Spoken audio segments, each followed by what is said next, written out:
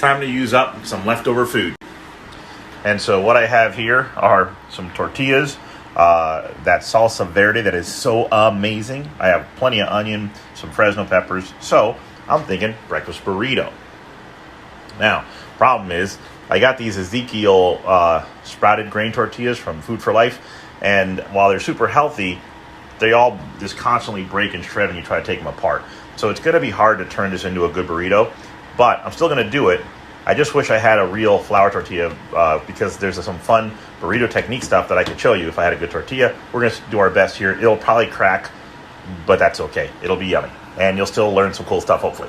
As far as I'm concerned, there are two great ways to scramble eggs, right? One is to do custard style, where they're so soft and smooth, they're almost like there's cheese and cream in them, and even though there's not. And then there's firm scrambled eggs, where you scramble them over high heat really quickly. I happen to like them both ways, but for the breakfast burrito, I'm a big fan of the custard eggs because it just makes this pillowy, delicate interior for my burrito. So you scramble the eggs, and then I'm going to put them into a pot, and then I'm going to add just a little bit of butter into the egg, which is a little bit unusual. You would think you would melt the butter into the pot, but you want to start with a cold pot for this particular application. So putting the butter directly into the eggs works just fine. Got my eggs going over fairly low heat, 3 here out of 10. And then the eggs are in here. I've added the butter. I've added the Fresno chili pepper, some onion, and also some black pepper. I didn't put any salt in because I'm going to add cheese, and that should be plenty of salt for the dish.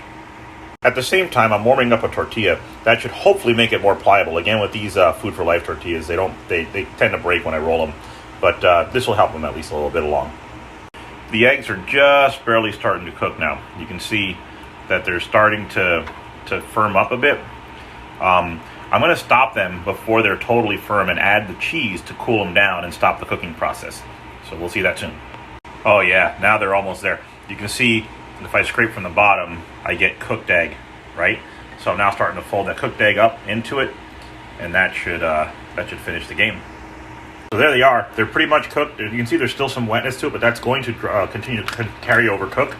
Now it's time to add some cheese to cool it down. If you're going to use some heavy cream, this is the time to add the heavy cream to cool it down and stop the cooking process. A couple of things. One, they did need a little bit of salt in the egg. I tasted them. I forgot, when I use American cheese, that adds a lot of salt. This Mexican cheese didn't add quite as much, so it needed a little extra salt. Now I'm going to put on some salsa and try to roll this guy up. Okay, I've added the salsa to my egg. Notice I used 2 eggs. I often will just use 1. It's usually enough. But I kind of felt hungry today, so I put 2 on there. But 90% of the time, I like to use this 1 egg. Sure enough, this thing was impossible to roll. It cracked, it broke, it didn't hold its shape. But even though it didn't do that, I'll try to do another real tortilla for you guys in the future. But you take the seam side and you actually put it into a frying pan. And that's going to crisp up the outside. I'll do both sides of this. I'll flip this over, and so it'll be crunchy on both sides, and it'll also help seal the burrito in place. But again, with my filling spilling out, not so good.